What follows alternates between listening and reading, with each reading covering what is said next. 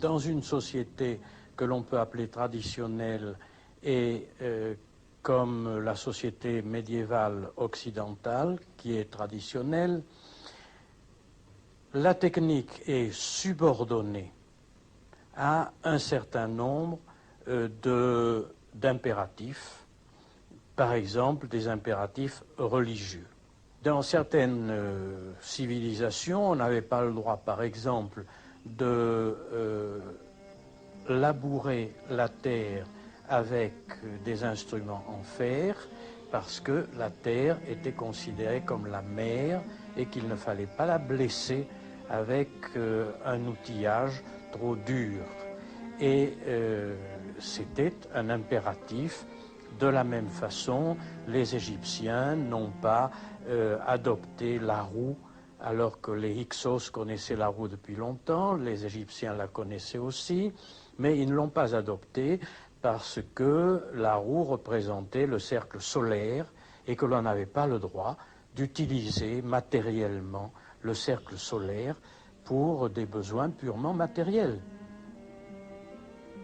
Je ne crois pas effectivement que la technique ait, dès le début, contenu les mêmes éléments que maintenant. La technique, c'était un moyen d'effectuer quelque chose. Et que ce soit la technique du sculpteur ou la technique de l'agriculteur ou la technique de la chasse, etc., c'était toujours une technique qui était relativement stable, qui ne changeait pas beaucoup, qui était quelquefois extrêmement habile. Les techniques de chasse, par exemple, des Bushmen, étaient quelque chose de tout à fait étonnant. La façon dont ils arrivaient à tuer des éléphants, c'était stupéfiant. Mais c'était très habile, mais ça ne comportait pas l'élément, je dirais, de démesure qui a caractérisé la technique de notre temps. Et c'était une technique qui restait la même, transmise de génération en génération, avec très très peu de modifications. On connaît, on a fait quand même l'histoire des techniques pendant l'époque romaine ou pendant le Moyen-Âge. On mettait 100 ans à changer une technique. Alors, il y avait bien entendu un élément d'efficacité qui existait, ça oui, mais il y avait l'élément de stabilité qui compensait complètement.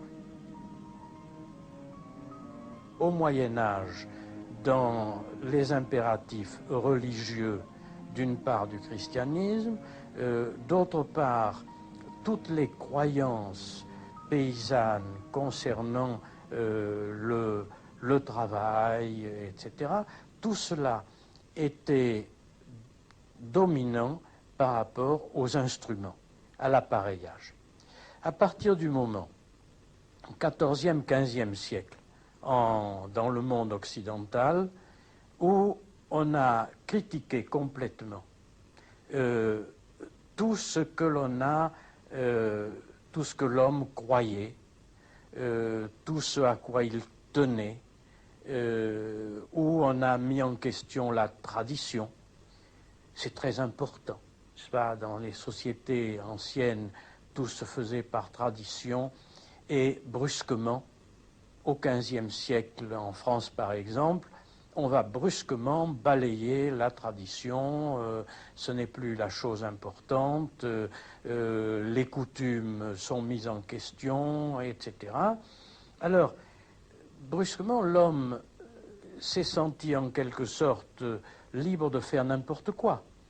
Et puis, en même temps, on découvrait, au point de vue scientifique, un certain nombre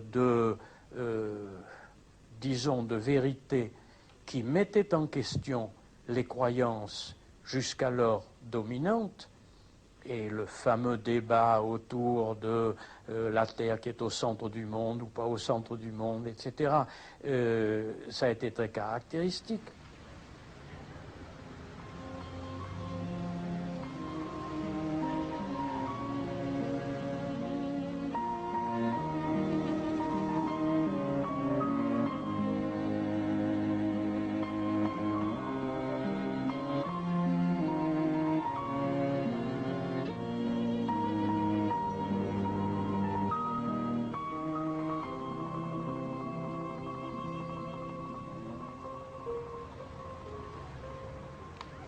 Oui, c'est en effet pour moi le drame le plus grand et notre plus grande culpabilité. Parce que nous sommes entrés dans ces sociétés en considérant que c'était des sauvages, que ce n'étaient presque pas des hommes. Nous n'avons pas pris au sérieux ce qu'il pouvait y avoir de vrai dans ce qu'ils pensaient. Alors je prendrai deux aspects. D'abord, nous avons prétendu utiliser toutes les richesses de ces pays et les utiliser dans notre perspective industrielle principalement. Alors, on a détruit, par exemple, l'agriculture traditionnelle et on l'a remplacée par ce que l'on a appelé l'agriculture industrielle, les arachides pour faire de l'huile, le cacao, la canne à sucre, etc., etc. Bon. Et en même temps, on obligeait les membres de ces sociétés à obéir à ceux qui les avaient vaincus, parce qu'on ne pouvait y entrer qu'après les avoir vaincus. Et on finissait toujours par les vaincre parce qu'on avait des moyens techniques plus puissants. Ils ont détruit des choses qui étaient très fondamentales, sans lesquelles l'homme ne peut pas vivre. D'où vient-il? Quel est le sens de sa vie? Tous ces hommes, ils y avaient pensé, ils avaient trouvé une réponse. Nous n'avions pas le droit de détruire cette réponse.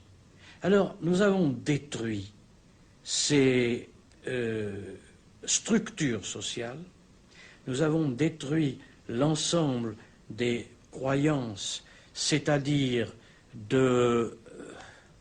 au fond, de la compréhension qu'ils avaient du monde, de l'univers.